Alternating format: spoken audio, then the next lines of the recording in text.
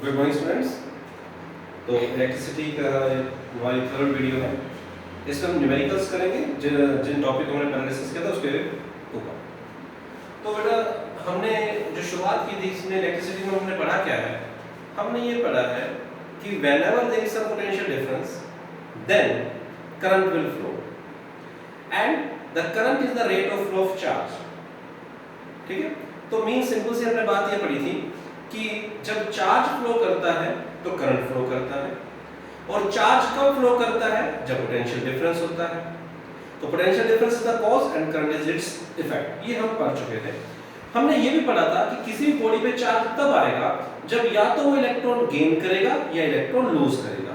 अगर वो बॉडी एक इलेक्ट्रॉन गेन करती है तो उसके ऊपर एक इलेक्ट्रॉन का नेगेटिव चार्ज है। अगर दो इलेक्ट्रॉन गेन करती है तो दो इलेक्ट्रॉन का नेगेटिव चार्ज, तीन इलेक्ट्रॉन गेन करेगी तीन इलेक्ट्रॉन का नेगेटिव चार्ज। इसी तरीके से अगर वो n इलेक्ट्रॉन गेन करते हैं तो उसके ऊपर कितना चार्ज आएगा? n इलेक्ट्रॉन का चार्ज आएगा। तो total charge of the body is equal to n into charge of electron where n is some integer. अब अगर मुझसे कोई पूछे कि भाई मेरे से न्यूमेरिकल से क्वेश्चन पूछा कि भाई how many electrons constitute 1 coulomb of charge, तो ध्यान से क्वेश्चन देखें हाउ मेनी इलेक्ट्रॉन्स, इसने पूछा कितने इलेक्ट्रॉन्स, कि कितने इलेक्ट्रॉन्स, तो n की वैल्यू उसने मेरे से पूछी, बनाएंगे कांस्टिट्यूट करेंगे 1 कूलम ऑफ चार्ज। तो क्यों की वैल्यू 1 कूलम, तो मेरे से n इसने पूछा है, क्यों की वैल्यू 1 कूलम उसने गिवन है, और e की वैल्यू चार्ज ऑफ इलेक्ट्रॉन मेरे को पता है, दैट इज 1.6 into 10⁻⁻19 कूलम। तो n का फॉर्मूला क्या बन जाएगा बेटा? q by e।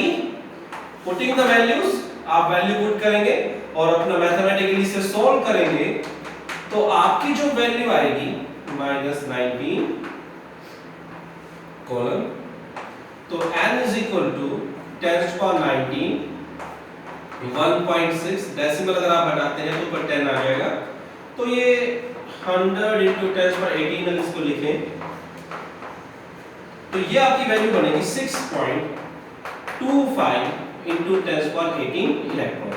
तो यहां से क्लियर हो गया आपको कि अगर किसी बॉडी पे एक कूलम चार्ज है तो उसने या तो इतने इलेक्ट्रॉन गेन किए हैं या इतने इलेक्ट्रॉन लूज किए हैं।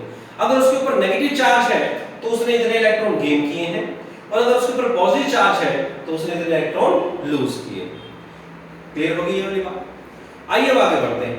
तो हमने पढ़ा the rate of flow of charge, कि कितना चार्ज पर यूनिट टाइम किसी भी कंडक्टर में से फ्लो करता है तो उस हमें इलेक्ट्रिक करंट देता है, that is rate of flow of charge. I is equal to Q by E। तो इससे मेरे से क्वेश्चन पूछा, a current of 0.5 ampere is drawn by a filament of an electric bulb for 10 minutes। कि किसी wire में से, किसी फिलामेंट में से इतना करंट आपने 10 मिनट तक ड्रॉ किया। Find the amount of electric charge, आपको बताना कि कितना चार्ज उसके अंदर से फ्लो किया था, उस सर्किट के अंदर से फ्लो किया था, उस फिलामेंट के अंदर से फ्लो किया था उन 10 मिनट्स में। तो मेरे को गिवन क्या है बेटा? मेरे को गिवन है current I is equal to 0.5 ampere, ये मेरे को गिवन है। और क्या गिवन है? टाइम कितना? 10 मिनट्स। लेकिन SI यूनिट हमारी टाइम की क्या होती है बेटा? सेकंड।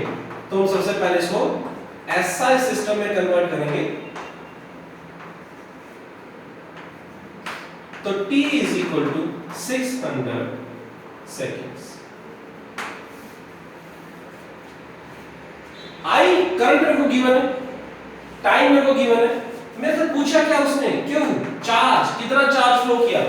तो बेटा I is equal to Q by T, तो Q is equal to I into T। तो Q की वैल्यू क्या आ जाएगी?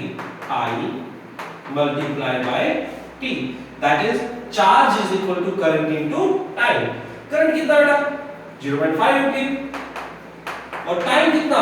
600 सेकंड। फिर सोल्व कीजिए, that is equal to 300 second, sorry 300 coulomb। तो Q is equal to 300 coulomb।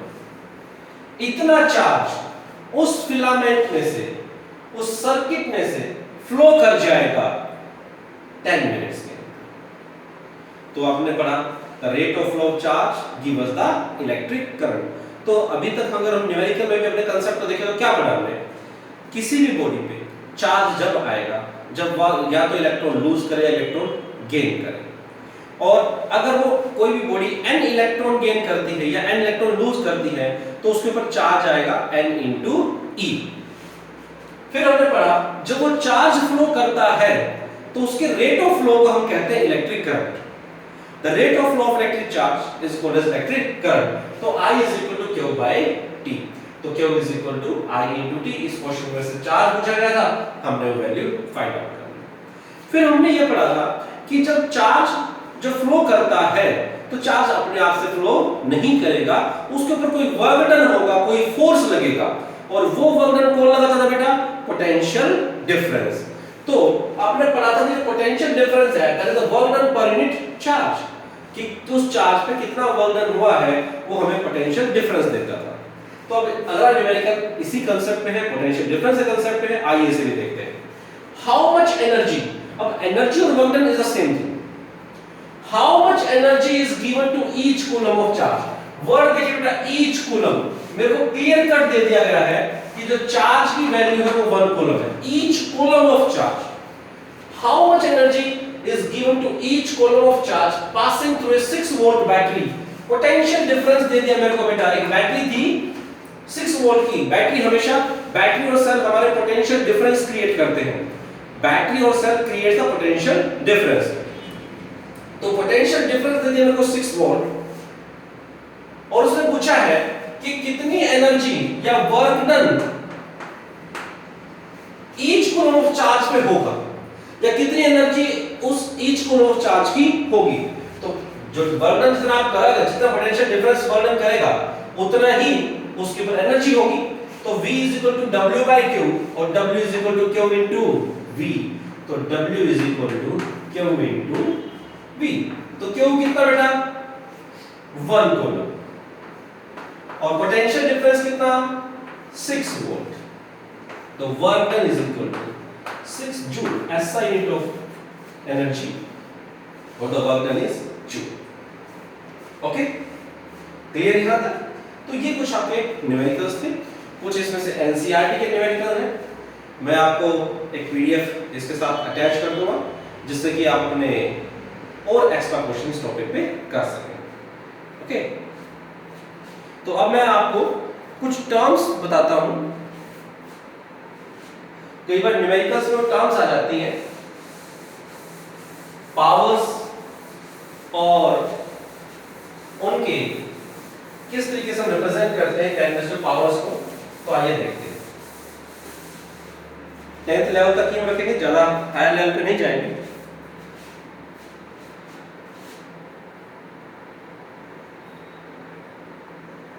Ten to power 1 deca, 10 to power 2 hecto, 10 to power 3 kilo, 10 to power 6 mega, 10 to power 9 giga. Symbol BC, HA, capital K, capital M, capital Z। 10 to -1 deci, 10 to -2 centi, 10 to -3 milli, 10 to -6 micro. Micro का symbol थोड़ा सा M और U का combination है जिसे बोलते हैं mu. 10 to -9 nano, small m। तो ये कुछ टेस्ट पावर्स हैं, और किस तरीके से हम बोलते हैं, क्या उनके सिंबल्स हैं, ये आप थोड़ा सा ध्यान रखिएगा बेटा, क्योंकि न्यूमेरिकल्स में कई बार टर्म्स आ जाती हैं तो आपके न्यूमेरिकल सोल्व करते हो तो आपको ये बेनिफिशियल रहेंगे। That's all for today, thank you. अब मैं क्वेश्चंस आपको दूंगा, उनको सोल्व कीजिएगा, कोई डाउट आए तो कमेंट में लिखिएगा। Thank you.